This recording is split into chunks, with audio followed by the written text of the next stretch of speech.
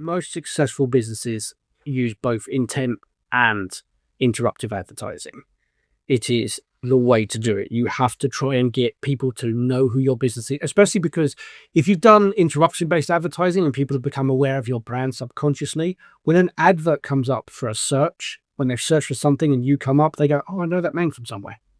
And that actually increases the chance that you're the ad they click on. When they're on an ad page and there's like 10 ads, it's not necessarily ad one they click on. They're more likely to click on the ad whose name they seem to recognize. So your interruption-based marketing is going to have done you some good there. We will cover in a future lesson the grand Snipe ecosystem, because it is a grand ecosystem. Despite how much I keep playing it down, because I don't want you guys universe. Yeah, I don't want you guys to feel overconfident that you can do it all with us, but it is actually a fairly vast ecosystem, I guess. I am planning to do it all with Snipe. Okay, so we've got our buyer journey. So the customer's got, I have a problem, I don't know what to do about it, I feel stuck with my career. They go on social media, because they've been thinking about it, they've been looking at videos on YouTube or reading blog posts, these are the places you would want to be. You're educating, you're inspiring, you're making them aware of the brand. When they've got to consideration and they start thinking about evaluating solutions, this is where they go into search engines and they start to look. And they can be looking at Google, SnipeSearch, or comparison blogs or reviews. Here, you're interruption-based and you want to come across as something that is a credible option. Hopefully, your first stage work will have already done that work. Like I say, somebody already sort of seems to know who you are. And the decision stage is they do their final search, and the call to action on your ad is what seals the deal. All of this really does stem from you have to have some interruption-based marketing if you want to make the most of your intent-based marketing. You use social media to create demand, and you use search and intent to capture existing demands. So for Jesse, there are existing demands for what he wants, but there's also lots of people already trying to fill those demands. He needs to go out of his way to be more in the front of people's minds when they're looking, which is more interactions on social media. You have to set realistic goals and budget and time though. He's super good at that. So this is the thing. You have two schools that people will fall into, one or the other. They'll either overestimate how far a small budget can go or underestimate how far their budget can go. Very few people fall in that I know what I'm doing with my money area. Lots of people will tell you need to spend, like I say, $1,000 a month, but you don't need to spend $1,000 a month. But you do, as I said, you'll probably want to spend at least $500. I have a month, so yeah. But you don't want to blast all that on just marketing. You don't. Other things could come up. You saw it the other day as I was making decisions. I was like, if there is an emergency, what is in the fund? Let's say you run a thing and you actually successfully close a potential client. You need to book an event hall before the client's money clears. You need to know that the money is at the bank to do so. Oh, yeah. No, yeah. That's a problem for future Jesse.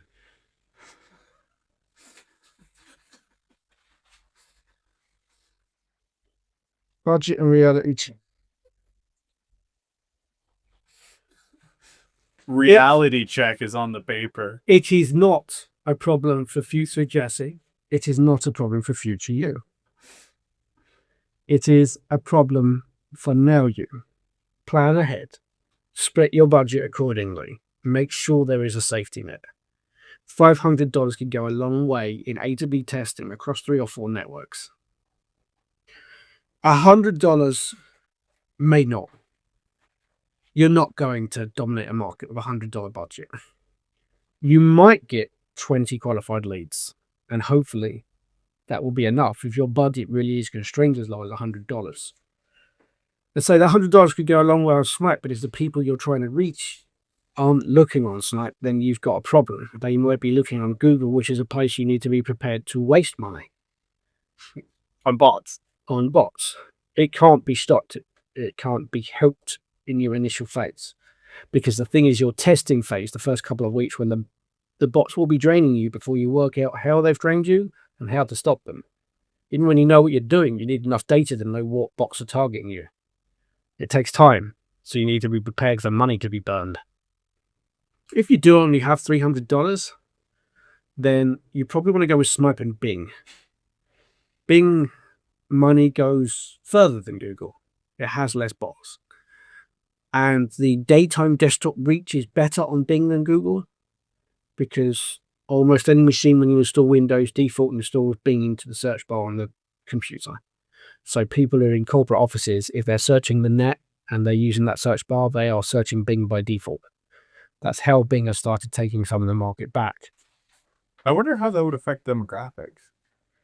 Like, I'm picturing an older demographics because the people that either don't know how to change that setting. In a corporate setting, you're often not allowed to. It's IT enforced. And Snipe is entirely up to you and your choice. You literally have to navigate to our site. There are no toolbars. There's no forced things. When we do eventually release a browser, it will be optional as to who the search engine is. We will be supporting OpenSearch. I look forward to the browser. Thank you. On the long to-do list. So this is where Jesse's problem sort of kicks in. We have a typical timeline phase that we expect market return of interest, which is around 3 months. He has one. So you normally set up campaigns with 2 to 3 ad variations, gather data, and you might get 10 to 50 clicks, 1 to 5 leads or sales. But to be fair for Jesse, I think lead is just happy. I started making leads and conversions. Yeah, that's... Month 2, you look at all the data. Like I say, even if you try to condense this, you couldn't do it in less than 2 weeks. But month 2 is normally where you look at the things that worked and the places where bots took your money. And this is where you try and get rid of that problem. And month 3 is now that you've got a decent refined set of information, actually scaling it to something that can potentially be a profit. If you think that launching a company in 6 weeks is a good idea, it's not. I highly recommend, like, I had 11 months to get here and I wasted a lot of time and money on not much.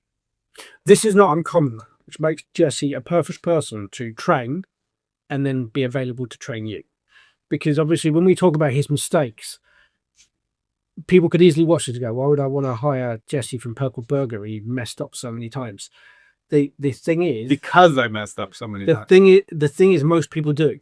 And thousands, tens of thousands of businesses go bankrupt every year because of mistakes they make with planning, mistakes they make with marketing. So we get the common mistakes. Mistake 1, which I spoke of earlier. I want to make $10,000 in my first month. I've got $100 to spend on ads. Unless you are selling a product that is $500 a piece profit with a 50% conversion rate, it's not going to happen. You're asking a lot from nothing. And a lot of people who run into business think they've got $1 million idea that they can spend almost no money and walk away with a huge bank check. You can't. Money requires money. Say to yourself, I need to be able to turn a profit in 12 months. And you need to establish what your regular stable marketing budget is going to be. Because if your marketing budget changes, dips in and out every month, you're not really going to know what month's money was making a difference, because you get a delay on transactions, especially interruption marketing. Something that you advertised 3 months ago might have stuck somebody's mind. You need to have a degree of consistency, and it needs to be consistency over months. Post on social media daily and run ads and build a website at once. Good way to burn out. And get nothing done. I tried doing it all, and none of it was really good. Build your website first. Make sure that's ready. Know your product inside and out. Then focus on your advertising platform. Pick one to focus on first and extend to 2. Obviously, in our course, we're saying AdClicks, but I would say AdClicks and Bing, as I said earlier. If you're low budget, they're the 2 to go with. If you've got a little bit more money, you add Google to the mix because of their general reach. Your social media, as I said earlier, you don't do it daily. You're going to burn out. Mistake 3, my ad's going to go viral and get thousands of clicks. Viral is random. You can make the best thing in the world and nobody can see it. You can make something terrible and it go everywhere. My unicycle video might never be seen. Well, if you rely on organic virality, no, it might never be seen. Now, if you know what you're doing in your marketing and you've made an interesting enough viral video, you can do okay. In December, I made a song with my mother. It was called Christmas Stalker. It was about Mariah Carey's All I Want for Christmas Is You. We made a music video, and across all the platforms we posted it on, in December, it got more than 500,000 plays. I spent $40 marketing. If you do it right and you spend a little bit on marketing, you can make a video blow up. But the content must be good and the money must be spent correctly. That's as simple as that. So the video I want to make with the menu, we could boost that. Yes. We're going to boost all the videos because you don't have enough organic backing yet for any video to get its own basic traction. Even with the best hashtags, you will struggle. I don't like hashtags. What was wrong with keywords? Hashtags are keywords, no? Don't. Key phrases have spaces. They're separated by commas. So, life jugglers, 2 words, comma either side. Hashtag, life jugglers, all 1 word. Yeah. What you want to do is the framework with your goal setting is you need to approach it differently. You need to say, I want to make $2,000 this month.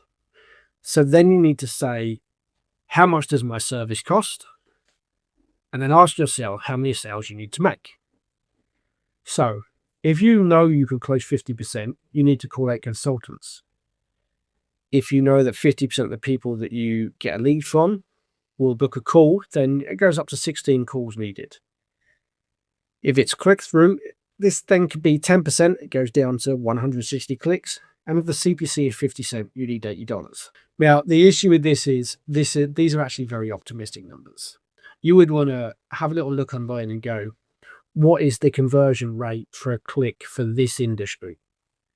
Then you can know from that conversion rate how many clicks you're going to need. From there, you then look at the keyword tools and work out how much it costs per click, and then you can establish what your minimum budget should be.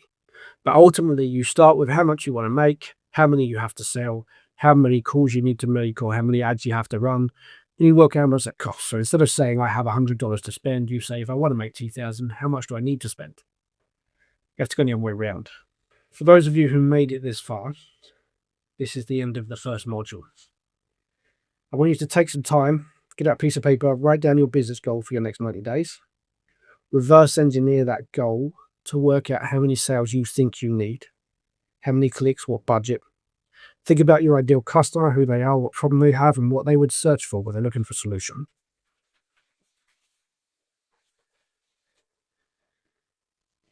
Now, there's a good chance that with all the information I just gave you, your notes are going to be either overly optimistic or overly pessimistic. But take stock of them, and as we progress and do new versions, new variations, and new revisions, see how you use data to adapt and improve.